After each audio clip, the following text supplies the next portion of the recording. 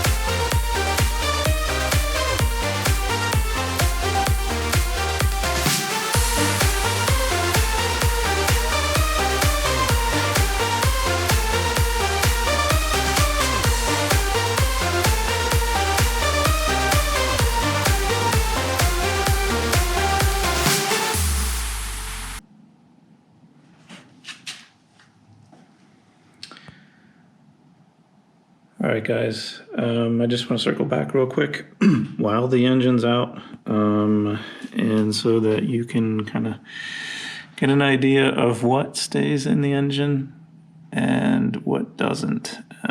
There were a couple of mistakes that I made. One was not really understanding the quick disconnect hoses, both for the fuel line up here, which is, now that it's turned around right here, you can see on the screen there's a button right there, which is the quick disconnect for the fuel rail. But really the quick disconnect for the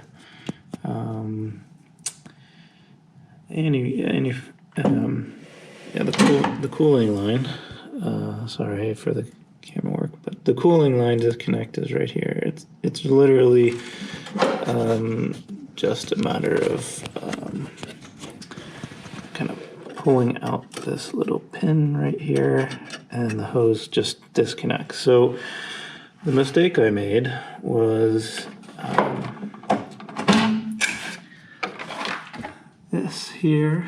This looks like it, to me, as an amateur, this looked like it was a manufactured hose, and it just looked like it would never disconnect. But really, it's just a matter of pulling that middle pin out, and the coolant line just quickly disconnects. It was easy as pie. On this side, I didn't do it, and that led to all sorts of problems when I was dropping the engine. I didn't disconnect it from here, so I left it connected to basically the front of the engine, and while the engine was being lowered, this hose caused all sorts of problems. And then I figured out it was just a simple matter of pulling that pin out, and it slipped right out. So wanted to share that those two quick disconnect hoses on either side of the engine, that's what it looks like connected. That's what it looks like disconnected. And back there you can see the terminals for the wiring harness. In front there is the tubes for the power steering. This is the brake boost line right here, and that runs all the way down in front here to the front of the engine on this side.